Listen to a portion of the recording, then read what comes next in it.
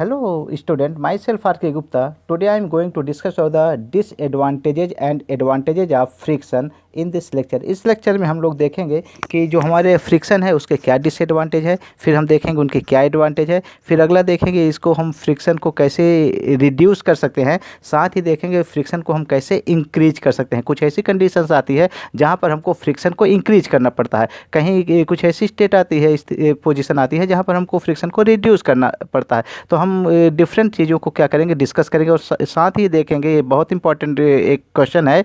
वह क्वेश्चन है कि देखेंगे कि जो हमारा फ्रिक्शन है, friction is a essential evils, इसके बारे में भी क्या करेंगे, डिस्कस करेंगे। तो पहला एक एक करके देखते हैं, वो what is the disadvantage of friction. Friction के कौन से डिसएडवांटेज है, तो ये डिसएडवांटेज को आपको क्या करना है, नोट डाउन कर लेना। पहला डिसएडवांटेज है, फर्स्ट वन है, A significant amount of energy of a moving object is wasted in the form of heat energy। Friction के कारण जो हमारा वर्क एनर्जी है वो किस में कन्वर्ट हो जाती है, हीट एनर्जी में कन्वर्ट हो जाती है to overcome the force of friction. Friction के कारण जो हमारा वर्क है, इंजन का वर्क है, वह किस में कन्वर्ट होता है, हीट एनर्जी के रूप में कन्वर्ट हो जाता है। तो किसी भी इंजन की जो एफिशिएंसी होती है वो 100% नहीं रह जाती। क्यों? क्योंकि वह किस में कन्वर्ट हो रहा है, हीट में कन्वर्ट हो रहा है। किसके कारण कन्वर्ट हो रहा है, हमारा फ्रिक्शन के कारण कन्वर्ट हो रहा है। तो ये फर्स्ट डिसएडवांटेज है। सेकंड डिसएडवांटेज देखेंगे, a machine gets burned due to the force of friction. अब यदि मोर देन फ्रिक्शन है, फ्रिक्शन क्या है, मोर देन है, तो हीट एनर्जी प्रोड्यूस होगी। क्या प्रोड्यूस होगी, हीट प्रोड्यूस होगी। और हीट प्रोड्यूस के कारण कभी कभी क्या होती है, मशीन्स बर्न हो जाती है, जल जाती है। तो ये क्या होता है, आपको ध्यान रखना, machine gets burned due to the force of friction between different moving parts. उसके मूविंग पार्ट्स क्या हो सकते हैं, बर्न हो सकते हैं ड्यू टू किसके कारण, फ्रिक्शन कारण। यह दूसरा डिसएडवांटेज है। थर्ड वन देखें, the force of friction causes lot of wear and tear. आप देखेंगे जो टायर होते हैं, मशीन के जो पार्ट्स होते हैं, वो बीच बीच में घिसते रहते हैं, टूटते रहते हैं। तो इसमें wear and tear in the moving parts of machine. Machine के बीच बीच में पार्ट्स को हमको क्या करना पड़ता है, चेंज करना पड़ता है, क्योंकि वो खराब होते रहते हैं किसके कारण, फ्रिक्शन के कारण। इसलिए फ्रिक्शन को डिक्रीज करने के लिए हम क्या करते हैं, ग्रीसिंग करते हैं, पॉलिशिंग करते हैं या ऑयलिंग करते हैं। तो इस बात को ध्यान रखना, क्या करने के लिए, वियर एंड टियर को रिड्यूस करने के लिए। तो फ्रिक्शन का क्या डिसएडवांटेज है, पार्ट्स क्या होते हैं, वियर एंड टियर मीन टूट फूट होती रहती है। फोर्थ वन देखें क्या डिसएडवांटेज है, the force of friction restrict the speed of moving vehicles like buses, trains, aeroplanes. जितने भी मूविंग ऑब्जेक्ट होते हैं उनके कारण एयर रेजिस्टेंस और डिफरेंट जो रेजिस्टेंस होते हैं, ऑब्स्टेकल होते हैं, इनके कारण क्या होता है, फ्रिक्शन होता है। और फ्रिक्शन के कारण वह स्पीड को क्या कर देते हैं, रिस्ट्रिक्ट कर देते हैं। जिस स्पीड से इनको मूव करना चाहिए उस स्पीड को क्या कर सकता है, ये जो फ्रिक्शन होता है वह क्या कर देता है, रिस्ट्रिक्ट कर देता है, लोअर कर देता है। इसलिए आप देखेंगे इनकी जो साइज होती है, हम आगे बताएंगे, इनका जो शेप होता है वो स्ट्रीम लाइन बनाए जाते हैं, क्या करने के लिए, फ्रिक्शन को रिड्यूस करने के लिए। फिफ्थ वन डिसएडवांटेज क्या है, the efficiency of machine decreases due to the presence of force of friction. जो एफिशिएंसी होती है, किसी भी मशीन की जो एफिशिएंसी होती है वो 100% नहीं होती है, एफिशिएंसी रिड्यूस हो जाती है, क्योंकि हमारे जो फ्रिक्शन कारण वर्क है वह किस में कन्वर्ट होता है, हीट एनर्जी में कन्वर्ट हो जाता है, और जिसके कारण मशीन की एफिशिएंसी क्या होती है, रिड्यूस होती है। तो these are disadvantage of friction. हम देखते हैं फ्रिक्शन के क्या होते हैं, डिसएडवांटेजेज होते हैं। हम देखें हमारे जो शूज होते हैं, हमारे जो स्लीपर होते हैं, उनको टाइम हमको क्या करना पड़ता है, चेंज करना पड़ता है, क्योंकि उसके जो सोल हैं वह धीरे धीरे क्या होने लगते हैं, घिसने लगते हैं और स्लिप करने लगते हैं। तो ये सब किसके कारण है, फ्रिक्शन के कारण है। अब हम अगला देखेंगे, what is the advantages of friction. Friction के डिसएडवांटेज तो हैं, उससे कई गुना ज़्यादा क्या होते हैं, उससे एडवांटेजेज है। तो क्या देखेंगे, व्हाट इज द एडवांटेजेज। पहला देखें, first one, the food that we eat is chewed between the teeth by the friction. यदि हम दांतों के बीच जब खाना खाते हैं, तो यदि आप देखें, कभी आप टीथ खोल के देखें तो उसमें इस प्रकार के क्या शेप बना रहता है, ताकि आप इजी वे से फूड को च्यू कर सकें। यदि यहाँ फ्रिक्शन ना होता तो हम भोजन खा ही नहीं सकते, चबा ही नहीं सकते, च्यू ना कर पाते। ये क्या होगा, फ्रिक्शन का पहला यूज है।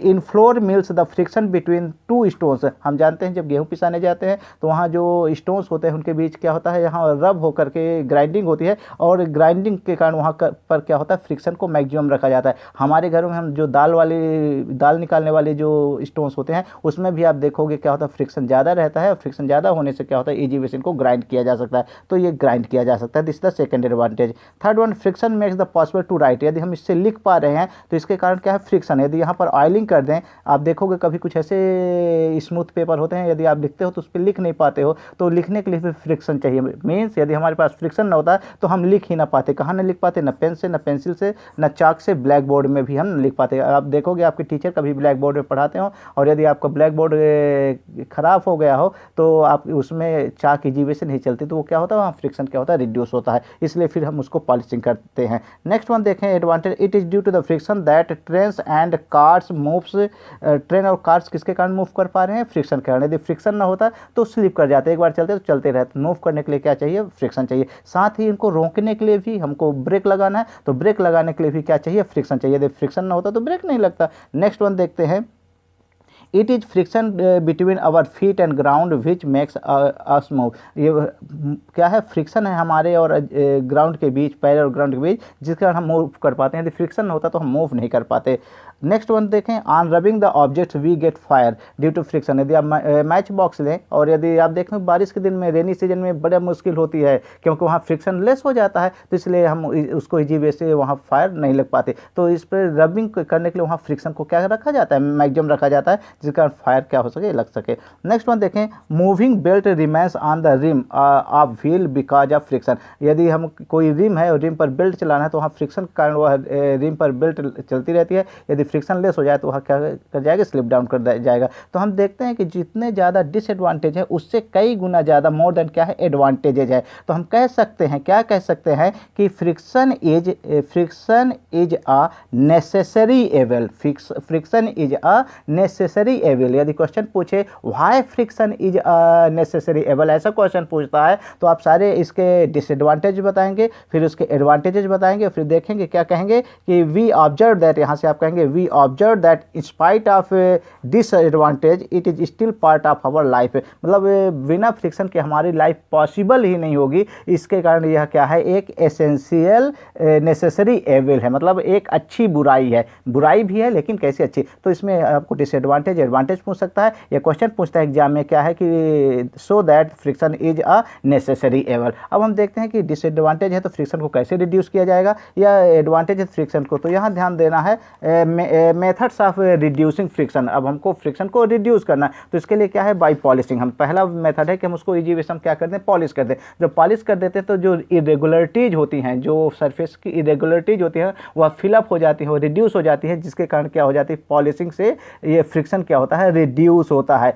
दूसरा क्या है, बाय यूजिंग द लुब्रिकेंट। हम क्या करते हैं, लुब्रिकेंट का यूज करते हैं, ग्रीस या लुब्रिकेंट का यूज करते हैं। जो लाइट मशीन होती है उसमें लाइट या थिन लुब्रिकेंट का यूज करते हैं। जो हैवी मशीन होती है उसमें थिक या विस्कस लुब्रिकेंट का यूज करते हैं। आप देखेंगे मोटरसाइकिल में किसी में आपको क्या डालना पड़ता है, इंजन ऑयल डालना पड़ता है। वो किस लिए, ताकि ये लुब्रिकेंट मिलता रहे और ईजी वे से क्या हो, वह जो फ्रिक्शन है वह रिड्यूस हो सके। नेक्स्ट वन है बाय यूजिंग बॉल बेयरिंग। हम क्या करते हैं, जनरली हम बॉल बेयरिंग का यूज करते हैं। जो बॉल बेयरिंग होती हैं या स्फेरिकल हो सकती हैं या सिलेंड्रिकल हो सकती हैं, ये क्या करते हैं, स्लाइडिंग फ्रिक्शन को किस में कन्वर्ट कर देते हैं, रोलिंग फ्रिक्शन में कन्वर्ट कर देते हैं, और जिसके कारण फ्रिक्शन क्या होता है, रिड्यूस हो जाता है। तो बॉल बेयरिंग का यूज आप देखेंगे साइकिलिंग के समय हर स्थान में इसका यूज किया जाता है। नेक्स्ट वन है by stream lining of shapes.